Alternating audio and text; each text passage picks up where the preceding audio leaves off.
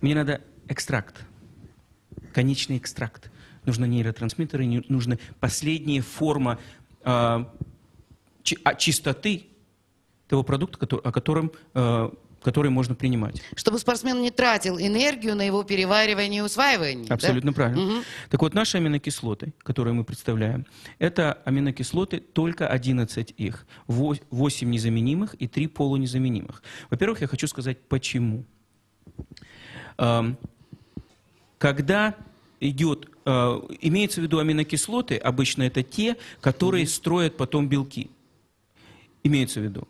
В первую очередь, потому что аминокислот очень много. Но наша задача именно сконцентрироваться на тех, которые строят белки и белковые фракции. При разрушении, так называемом, образуются 3 компонента. Жир, молекула, 4 молекулы глюкозы и аммиак. Вот. Поэтому нас больше интересует, что же вы принимали в плане, какого качества белок вы принимали. Есть в науке такой показатель, как общее усвоение белка. И вот это общее усвоение белка – это коэффициент, когда сколько вы приняли сколько вы съели белка, и сколько из этого пошло на строительный материал. Понимаете? Илья, не случайно же мы с вами как-то говорили на такую тему, что спортсмены, которые очень много едят белковой пищи, в том числе различных продуктов специально для спортсменов созданных, не зная, что львиная доля уходит на катаболизм, они в результате перегружают свой организм продуктами распада, катаболизма, да? И в результате что происходит? Страдают такие внутренние органы, как почки, как печень, а в результате общая инвалидность наступает после того, как спортсмен уходит из спорта или даже во время тренировок. Это так?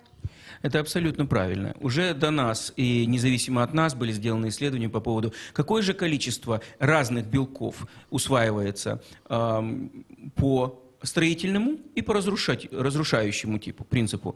Самым лучшим белком оказался яйцо. 48% это анаболизм. Но опять-таки, люди добрые, вы же сырое яйцо не кушаете? Вы же, и индустрия не использует же сырое яйцо. Сначала происходит как-то обработка.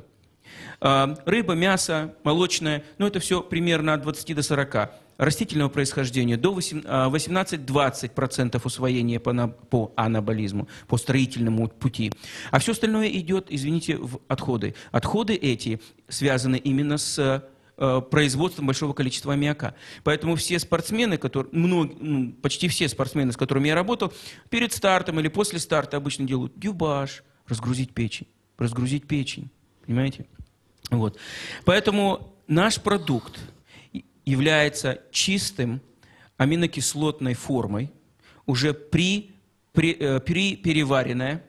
Не нужно дополнительное количество... Обработанная ферментами. Обработанная ферментами. То есть усваивается практически очень быстро.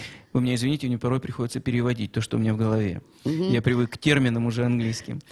Поэтому это чистые аминокислоты, так называемая кристаллиновая форма. Именно из таких форм делаются уже внутривенные растворы для медицины. А для медицины ничего неочищенного не будет принято, как вы понимаете. Поэтому они всасываются в кровь без предварительного пищевого обрабатывания. И сделаны исследования на, так сказать, подопытных кроликах, которыми обычно бывают студенты. Так вот, на студентах сделан опыт, что их посадили на велосипед, на станок, и дали им аминокислоты, именно таблетированные, заметьте.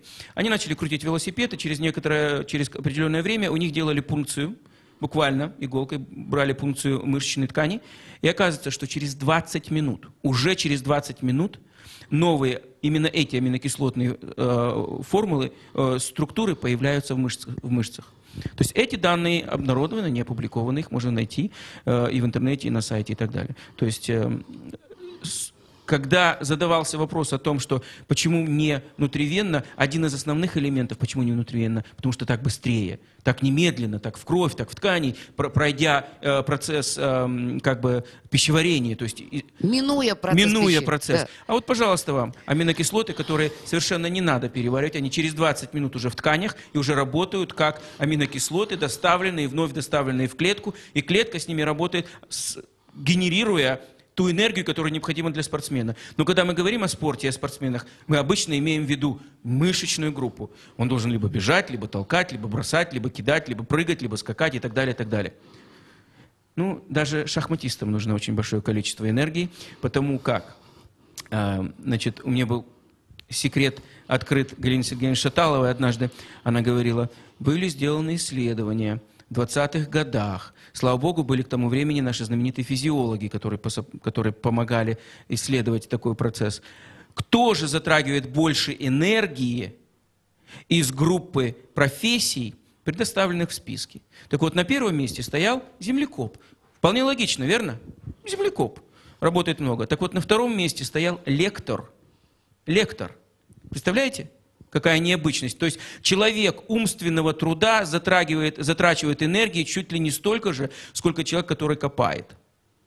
То есть на сегодняшний день люди, которые занимаются умственным трудом, особенно находятся в стрессовых ситуациях, бизнесмены, банкиры, преподаватели, менеджеры, все эти люди нуждаются в качественном питании. А если учитывать, что каждый менеджер это лицо своей фирмы, и он должен быть стройным, красивым, да, и не обремененным излишками со всех сторон на боках, то хотелось бы, чтобы калорий было мало, а строительного материала было много.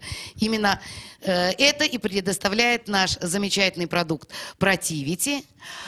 Милые женщины, а для вас у нас есть, особенно те, кто хотят немножко отрегулировать свой вес, у нас есть другой продукт, он называется BioShape, но основа его та же самая. Преферментированные аминокислоты, которые уже через 20 минут в ваших клетках, которые не приносят вам излишних калорий и аммиака, и при этом они идут на строительство. Причем, Илья, я бы хотела, чтобы вы подчеркнули вот этот момент. Когда мы говорим строительство, мы сразу думаем, что у человека будут прям какие-то катастрофические мышцы. Но строительство – это не только мышечная ткань, не так ли? Абсолютно правильно. Примерно 400 грамм аминокислот в организме ежедневно превращается в другие белковые аминокислотные структуры. То есть процесс такой идет. Кроме мышц, конечно же, это строительство костей. Люди со остеопорозом, подумайте, потому что именно структура кости – это белковая такая фрамуга, на которую насажены микроэлементы. Но опять помните еще, мозг постоянно вырабатывает гормоны. Гормоны, как правило, белковой природы. И эта выработка, контроль организма, контроль всех остальных функций организма идет в основном через гормоны. Передача импульса по нервным тканям. Это тоже называется так научно либо липопротеины, то бишь соединение жировых и белковых фракций, либо гликопротеины, то же самое, либо соединение углеводных и белковых, но обязательно белковых, обязательно белковых. В основном вся масса превращений, которая творится в нашем организме, она обязательно происходит с белковым присутствием.